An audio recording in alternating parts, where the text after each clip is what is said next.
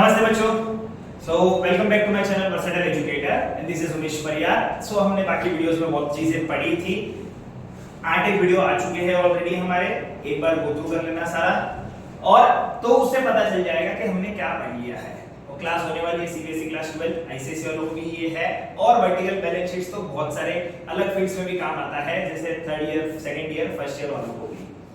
आज हम पढ़ने वाले हैं एनालिसिस ऑफ फाइनेंशियल स्टेटमेंट, जो है सीबीएसई क्लास 12 टीएस ग्रेवल की बुक से 2nd चैप्टर। अब देखते हैं एनालिसिस ऑफ फाइनेंशियल स्टेटमेंट क्या होता है। हमने पिछले वीडियोस में देख लिया था फाइनेंशियल स्टेटमेंट क्या होता है, कि वर्टिकल बैलेंस शीट क्या होती है, रेवेन्यू स्टेटमेंट क्या होता है, और वो क्या बोलता है कंपनी के बारे में, कंपनी की प्रॉफिटेबिलिटी बता रहे थे, कंपनी के चीजें दे रहे थे हमको, कंपनी की पोजीशनिंग बता रहे थे, सारी चीजें बता रहे थे, कंपनी ग्रो कैसे करती। अब उन सारी चीजों के लिए जब हम इंटरनल एनालिसिस और एक्सटर्नल एनालिसिस करते हैं, सबसे पहले हम पढ़ लेते हैं कि एनालिसिस क्या होता है। जब मैं एनालिसिस की बात करता हूं तो what is analysis? Analysis of financial statement is a systematic process analysing and evaluating the relationship between components और एलिमेंट्स और items of financial statement for better understanding. अब बहुत भारी इंग्लिश थी, समझते हैं इसमें क्या दिया हुआ है। कभी भी जब एनालिसिस की बात करेंगे, एनालाइज करना एक सिस्टमैटिक प्रोसेस है। क्या प्रोसेस है? Systematic process. कैसा सिस्टमैटिक प्रोसेस है कि उस चीज को मैं एनालाइज तो करूंगा और इवैल्यूएट भी करूंगा। क्या करूंगा? एक तो एनालाइज करूंगा और इवैल्यूएट करूंगा। एनालाइज करना मतलब किसी भी चीज को और बारीकी से परखना, ठीक है, कॉम्प्रिहेंसिवली उसको बड़े वे में देखना, एक अलग पर्सपेक्टिव से देखना, और उन चीजों को एक इवैल्यूएशन के तौर पे लेके आना और डिसीजंस बनाना कि हमारी कंपनी पे ये हमारे फेवर में है या हमारे फेवर में नहीं है, ठीक है। विस्तार पूर्वक सारी चीजों को देखना। किसके बीच में रिलेशनशिप बताता है? कंपोनेंट्स और एलिमेंट्स और आइटम्स। कंपोनेंट्स, एलिमेंट्स और आइटम। जैसे हमने पिछले वीडियोस में 5 तरह की फाइनेंशियल स्टेटमेंट देखी थी, ठीक है। इसको एक तरीका भी होता है फाइनेंशियल स्टेटमेंट बनाने का। कितने फाइनेंशियल स्टेटमेंट है? 5। इसको अपन और अगर विस्तार पूर्वक वे में बोले और अगर अंडरस्टैंडिंग वे में बोले तो ये कंपोनेंट्स होते हैं। कंपोनेंट्स का मतलब होता है कि बहुत बड़ी चीज का एक छोटा सा पार्ट, बहुत पर्टिकुलर एक बड़ी चीज का एक छोटा सा पार्ट, जिसमें हमारे 5 पार्ट्स थे, हमारे 5 फाइनेंशियल स्टेटमेंट्स थे। तो उन सारे कंपोनेंट्स के बीच में, उन सारे एलिमेंट्स के बीच में, उन सारे आइटम्स के बीच में ये रिलेशन बताता है। कौन बताता है? Financial statement. क्या करने के लिए?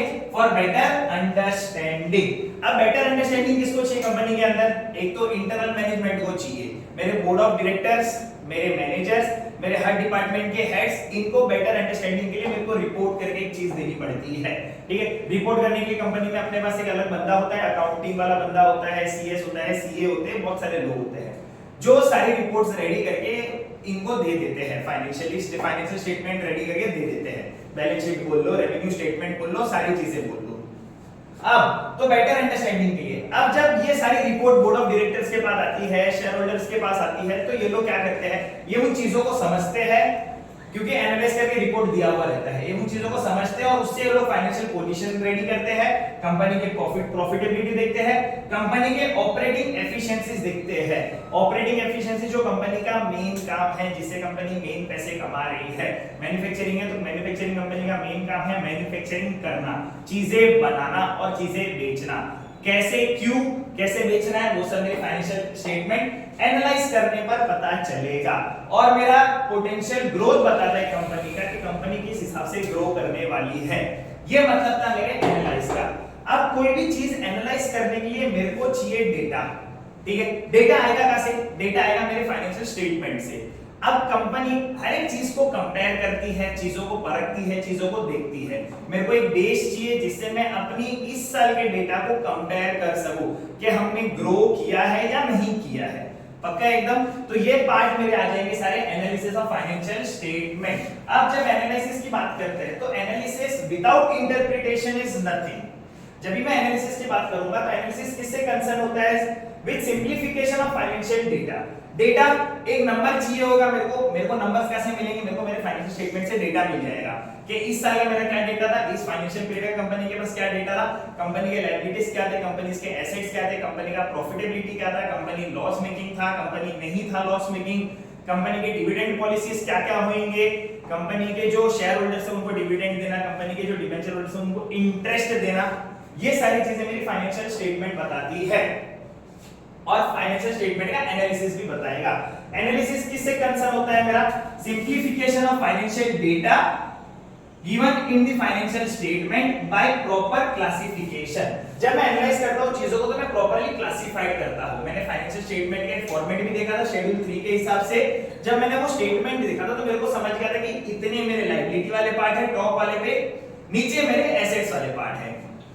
जब मैं इन चीजों को क्लासिफाई करता हूँ तो ये मेरे को इंटरप्रेट करने में बहुत आसान बना देते हैं। जब मेरे पास डेटा होगा किसी भी चीज का तो मैं उन चीजों को इंटरप्रेट बहुत इजीली कर सकता हूँ। इंटरप्रिटेशन करना मतलब किसी भी चीज को एक्सप्लेन करना एक मीनिंगफुल वे में और उसको एक सिग्निफिकेंस देना उसके फाइनेंशियल डेटा के हिसाब से। क्या करना, एनालाइज कर लिया मैंने, डेटा को सिंपलीफाई कर दिया, डेटा को सिंपलीफाई करने के बाद मैंने डेटा को एक्सप्लेन भी कर दिया। डेटा को क्या कर दिया, एक्सप्लेन। अब इनकी जरूरत क्या होती है कंपनी को? तो जब मैं एनालिसिस की बात करता हूं तो दो तरह के एनालिसिस होते हैं। एक होता है मेरा इंटरनल एनालिसिस और दूसरा होता है मेरा एक्सटर्नल एनालिसिस। ठीक है, जैसे हमने बात की थी कंपनी पे ट्रस्ट की बात करते हैं, कंपनी के ग्रोथ की बात करते हैं, कंपनी के ऑपरेटिंग एफिशिएंसी की बात करते हैं, कंपनी के प्रॉफिटेबिलिटी की बात करते हैं, कंपनी के फाइनेंशियल पोजीशन की बात करते हैं। ये सारी चीजें कोई ना कोई देख रहा होता है, अंदर वाला भी देख रहा होता है, बाहर वाला भी देख रहा होता है। जब मैं इंटरनल एनालिसिस की बात करता हूं तो इंटरनल एनालिसिस मैनेजमेंट के अंदर कौन-कौन होते हैं? बोर्ड ऑफ डायरेक्टर्स ऑब्वियस सी बात है, शेयर होल्डर्स ऑब्वियस सी बात है, मेरे कंसर्न डिपार्टमेंट के चीफ्स और हेड्स ऑब्वियस सी बात है, सारे चीफ के पोस्ट वाले सब आ जाएंगे। ये सब मेरे इंटरनल एनालिसिस करते हैं जिनको मैं बोलता हूं मैनेजमेंट, जो मेरे मैनेजमेंट को इजी वे में चलाने की कोशिश करते हैं from top level to bottom level. External analysis की बात करेंगे तो ऑब्वियस सी बात है मेरी कंपनी का मार्केट में थोड़ा बहुत नाम होना चाहिए, गुडविल होना चाहिए, रेपुटेशन होनी चाहिए। अब लोग पैसे भी लगाएंगे तो कुछ ना कुछ सोच समझ के ही लगाएंगे। तो मेरे स्टेटमेंट से वो मेरे को ये बताते हैं, मेरे क्रेडिटर्स एनालाइज करेंगे मेरे को जो कंपनी से रिलेटेड तो है पर आउटसाइड वाले हैं, बाहर वाले हैं। गवर्नमेंट देखती है वो स्टेटमेंट्स के प्रॉपर है कि नहीं है, कोई गलत काम तो नहीं कर रही है कंपनी। तो ये सब मेरे एक्सटर्नल एनालिसिस होते हैं। Internal analysis, external analysis. Analyse करने के बाद मेरे को चीजों को इंटरप्रेट करना पड़ता है, विदाउट इंटरप्रिटेशंस में कोई भी चीज नहीं कर सकता। अब जब एनालाइज करेंगे फाइनेंशियल स्टेटमेंट को तो कैसे करेंगे? मैंने फाइनेंशियल स्टेटमेंट तो बना लिया, मेरे पास डेटा भी आ गया फाइनेंशियल स्टेटमेंट से, मेरे पास सारा डेटा भी जमा हो गया। वो डेटा का करूंगा क्या? ठीक है, एनालाइज करने के लिए, उसको सिंपलीफाई करने के लिए, उसको इजी वे में बताने के लिए लोगों को कि आप भी समझो हमारी फाइनेंशियल स्टेटमेंट और पोजीशन कैसे होती है, क्या होती है, वो समझेगा कैसे लोगों को। तो उसके लिए फाइनेंशियल एक्सपर्ट्स ने बनाए हुए कुछ टूल्स और टेक्निक्स। अब जब टूल्स की बात करते हैं तो कितने तरीके के टूल्स फिलहाल हमें यूज हो रहे हैं वो हम देखेंगे हमारे 12 के हिसाब से। तो हमको 4 तरीके के टूल्स यूज होते हैं। सबसे पहला हमारा टूल होता है जो टेक्निक्स फाइनेंशियल एक्सपर्ट्स ने बनाई हुई है, जिससे मैं सारे डेटा को एक जगह पे ले आऊंगा, सिंपलीफाई कर लूंगा, प्रॉपर्ली एक्सप्लेन भी कर पाऊंगा।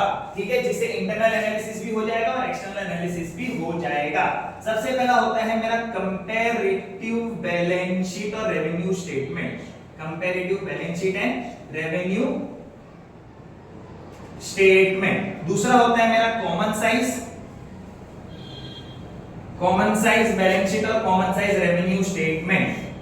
तीसरा हो गया मेरा रेशियो एनालाइजिंग, जिसको मैं बोलता हूं रेशियोज के तौर पे एनालाइज करना। और चौथा हो गया मेरा cash flow statement. Cash flow statement ये वो स्टेटमेंट है जो मेरे टूल्स भी काम करता है, टेक्निक्स भी काम करेगा और मेरा फाइनेंशियल स्टेटमेंट का भी पार्ट है। फाइनेंशियल स्टेटमेंट के कंपोनेंट भी है, एक तौर तरीका भी है। ठीक है, वो सारी चीजें बताएगा कितना कैश आया, कितना कैश गया। कंपैरेटिव बैलेंस शीट क्या बताता है? ये मेरा पहला टूल है, comparative balance sheet. Comparative balance sheet और रेवेन्यू स्टेटमेंट क्या करेगा?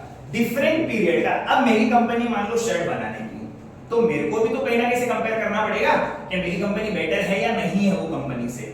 तो मैं उनके डेटा को लूंगा, मैं अपने डेटा को उसके साथ कंबाइन करके देखूंगा कि मेरी कंपनी का ग्रोथ क्या है, उनके डेटा से मेरा डेटा ज्यादा है या कम है, उनके लायबिलिटी से मेरी लायबिलिटी ज्यादा है या कम है, उनके एसेट से मेरे एसेट ज्यादा है या कम है। और बेटर अंडरस्टैंडिंग में इन चीजों को समझने के लिए तो कंपनी खुद को कंपेयर अपने पिछले साल के डेटा से भी करती है, rather than comparing with another company. वो तो कंपटीशन के नाम पे चल ही गया है। तो हम कैसे देखेंगे कि हम बेटर बनेंगे नहीं बने? तो मेरे पिछले साल के डेटा को मैं उठाऊंगा, same line of items, same elements, same financial statement की वो चीजों को मैं पिछले साल के डेटा से कंपेयर करूंगा और वहां से मैं एब्सोल्यूट वैल्यू निकालूंगा।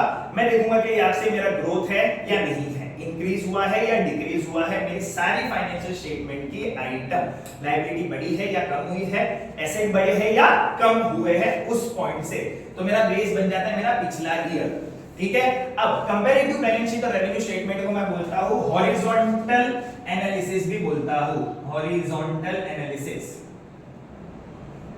हॉरिजॉन्टल एनालिसिस के वो 2-3 साल के डेटा को कंपेयर करके अपनी एक डेटा एब्सोल्यूट डेटा बनाएगा जो परसेंटेज में वैल्यू देंगे और बताएंगे कि उतने परसेंट से इस साल हमारी चीजें ग्रोथ हुई है या नहीं हुई है, इंक्रीमेंट हुआ है या नहीं हुआ है, पक्का एकदम। दूसरा होता है मेरा common size statement. Common size statement आपको बहुत रेयरली यूज होता है, पर कभी आ गया तो नॉलेज पॉइंट ऑफ व्यू से पढ़ लेना। कॉमन साइज स्टेटमेंट क्या करता है, ये भी मेरा दूसरा टूल है कॉमन साइज स्टेटमेंट। जब कॉमन साइज स्टेटमेंट की मैं बात करता हूं तो वो मेरे को रिक्वायर करता है फाइनेंशियल स्टेटमेंट का एक ही पीरियड का डेटा। ठीक है, अब इसमें तुम क्वेश्चंस अगर देखोगे ना तो तुमको 2 साल का डेटा दिया हुआ रहेगा, प्रीवियस ईयर, करंट ईयर, और कंपैरेटिव में भी प्रीवियस ईयर और करंट ईयर में दिया हुआ रहेगा। ठीक है, अब जब मैं इसकी बात करता हूं कॉमन साइज की, तो वो क्या करता है कॉमन साइज, एक डिफरेंट पीरियड के आइटम्स को सेम पीरियड में कंपेयर करता है, डिफरेंट आइटम्स को सेम पीरियड के लिए कंपेयर करता है। सेम पीरियड बोले तो जैसे कैसा, क्वेश्चन देखोगे दोनों क्वेश्चन सेम होगा, कंपैरेटिव भी कॉमन साइज भी। कंपेयर कैसे करेंगे, कंपैरेटिव अपना अलग बनेगा, कॉमन साइज अपना अलग बनेगा। कंपैरेटिव क्या करता है, आज इस साल के डेटा को पिछले साल के डेटा से कंपेयर करता है। ठीक है, सेम आइटम्स को डिफरेंट पीरियड में कंपेयर करता है, सेम आइटम सेम एलिमेंट्स को डिफरेंट पीरियड में कंपेयर करता है, वो कंपैरेटिव होता है। ठीक है, डिफरेंट आइटम्स को सेम पीरियड में कंपेयर करता है, वो कॉमन साइज होता है। क्या करता है, डिफरेंट एलिमेंट्स को डिफरेंट आइटम्स को सेम पीरियड में कंपेयर करने को अपन क्या बोलते हैं, कॉमन साइज स्टेटमेंट। इसको अपन बोलते हैं वर्टिकल स्टेटमेंट भी, वर्टिकल स्टेटमेंट या वर्टिकल एनालिसिस भी बोलेंगे। हॉरिजॉन्टल हो गया मेरा कंपैरेटिव, वर्टिकल हो गया मेरा common size, different elements different items compared in the same period. ठीक है, अब जैसे मैंने बैलेंस शीट बना ली, मेरी बैलेंस शीट में कॉमन साइज जब बनाऊंगा तो टोटल लायबिलिटी का पार्ट ऑटोमेटिकली 100% होगा कि मैंने ये 100% का पैसा उठाया। अब मैंने ये उस साल लगाया कैसे कैसे था, कितना परसेंट के हिसाब से लगाया था, वो 100% को मैंने बाइफरकेट कैसे किया, तो ये मेरा डेटा सिंपलीफाई कर देता है। तीसरा मेरा रेशियो होता है, तीसरा मेरा टूल्स और रेशियो दोनों एक ही, रेशियो एनालिसिस जिसको मैं बोलता हूं। अब रेशियोज मेरे को बहुत सारी चीजों में रेशियोज दिखाएंगे, ये इंडिपेंडेंटली काम करते हैं रेशियोज। शेयर होल्डर फंड्स कितना था, शेयर होल्डर फंड्स कितना लिया, टोटल शेयर टोटल लायबिलिटी है, टोटल लायबिलिटी के पार्ट में शेयर होल्डर फंड्स का कितना हिस्सा था, वो इसमें कितना ओनर का हिस्सा था, ठीक है, कितना रिजर्व्स एंड सरप्लस का पार्ट था, कितना नेट प्रॉफिट था, कितना नेट प्रॉफिट बिफोर या आफ्टर टैक्स था। तो ये सारी चीजें मेरे को किससे पता चलेगी, मेरे रेशियो से पता चलेगी। और रेशियोज मेरे को क्या बताते हैं, रेशियोज मेरे को प्रूफ करेंगे मेरी कंपनी के लिए या कैसे हेल्प करेंगे मेरी कंपनी को। रेशियोज बताएंगे कि मेरा लिक्विडिटी रेशियो क्या है, लिक्विडिटी कंपनी के लिए क्या काम आता है। लिक्विडिटी बोले तो कौन सी चीजें इजीली लिक्विड में कन्वर्ट होगी या लिक्विड है। लिक्विड का मतलब पानी नहीं, पानी नहीं है, लिक्विड का मतलब पानी नहीं है। लिक्विड का मतलब बोले तो cash, in form of cash, ऐसी इजी चीजें जो इजीली कन्वर्टेड है कैश में, बहुत आसान तरीके से कन्वर्ट हो सकती है कैश में, जिसको मैं बोलता हूं लिक्विडिटी या लिक्विड रेशियोज। उसमें मेरे को कंपनी क्या पता चले, कंपनी क्या करती है, लिक्विड रेशियो बना के अपने शॉर्ट टर्म ऑब्लिगेशंस फुलफिल करती है। ठीक है, फिर आता है मेरा second solvency ratio. Solvency ratio मेरी कंपनी को बताती है मेरी कंपनी कितनी सॉल्वेंट है, मेरी कंपनी के पास अपने लॉन्ग टर्म ऑब्लिगेशंस होंगे, लॉन्ग टर्म गोल्स होंगे, लॉन्ग टर्म ऑब्जेक्टिव्स होंगे। क्यों, क्योंकि मैंने ये पढ़ा हुआ है कि कंपनी गोइंग कंसर्न कंसेप्ट होती है। कंपनी 1 साल 2 साल 3 साल से भी परे सोचती है, बाहर सोचती है, 10 15 साल 20 साल 25 साल 50 साल। तो कंपनी के पास कुछ लॉन्ग टर्म गोल्स और ऑब्लिगेशंस होते हैं, उसके लिए कंपनी सॉल्वेंसी रेशियो निकालती है। ठीक है, इन्वेंटरी टर्नओवर रेशियो है, कंपनी लेन-देन करेगी, कंपनी माल बनाएगी, कंपनी माल बेचेगी, वो सब इन्वेंटरी टर्नओवर रेशियोज बताएगा। लास्ट प्रॉफिटेबिलिटी रेशियो, कंपनी को प्रॉफिट क्या होएगा, कैसे होएगा, कितना रेशियो उसका प्रॉफिट है, कितना पार्ट है उसका प्रॉफिट के अंदर, कितना परसेंटेज है प्रॉफिट के अंदर। ये सारी चीजें मेरे को कौन से टूल से पता चलता है, रेशियो एनालिसिस। लास्ट जब मैं टूल्स की बात करता हूं तो cash flow statement, cash flow statement हमने लास्ट वीडियो में भी पढ़ा था और ऑलमोस्ट वीडियो में पढ़ते हुए आ रहे। कैश फ्लो स्टेटमेंट क्या बताएगा हमें कि कितना कैश आया, कितना कैश गया। ठीक है, अब कंपनी कैश फ्लो स्टेटमेंट में क्या सोचती है कि कंपनी सिर्फ एक तरीके से ना तो पैसे इन करती है ना पैसे आउट करती है, ना एक तरीके से कंपनी पैसे कमाएगी ना एक तरीके से कंपनी पैसा जाने देगी। Company and number of sources use करती है। जैसे बहुत महापुरुषों के कोट सुने होंगे, never keep all your eggs in one basket. अब कंपनी भी ये सोचती है, जब मेरे घर वाले भी ये सोचते हैं, आपके घर वाले भी ये सोचते हैं कि हम अपनी इनकम एक नहीं रखते हैं, ठीक है, क्योंकि हमको पता है कि हमारा खर्चा एक वे में नहीं जा रहा है, हमारा खर्चा अलग-अलग डिफरेंट वेज में जा रहा है, अलग-अलग तरीके में जा रहा है, फूड में जा रहा है, क्लोथिंग में जा रहा है, इसमें जा रहा है, उसमें जा रहा है, फलाना ढिमका। तो इनकम एक क्यों, तो इनकम भी अलग अलग रखे। अब कंपनी भी कैश फ्लो स्टेटमेंट के माध्यम से या उसके जरिए से ये बताती है, उसके सोर्स से ये बताती है कि कंपनी के पास पैसा कितने तरीकों से आया, कंपनी के पास से पैसा कितने तरीकों में गया। पक्का एकदम। तो ये थे मेरे 4 फाइनेंशियल टूल्स, 4 फाइनेंशियल टेक्निक्स जो फाइनेंशियल एक्सपर्ट्स ने बनाई है, क्या करने के लिए, चीजों को एनालाइज करने के लिए, एनालाइज करके उनको इंटरप्रेट करने के लिए, इजीली चीजें बताने के लिए। तो ये था मेरा analysis of financial statement. Hope so video अच्छी लगी होगी, तो लाइक करना, शेयर करना, सब्सक्राइब करना, बेल आइकन पे क्लिक करना, अगला वीडियो फटाफट आएगा। और कमेंट सेक्शन में अपने डाउट्स पूछते रहना, जब वीडियो देखते रहोगे, जितनी बार भी देखोगे उतनी बार डाउट पूछते रहना। Bye bye.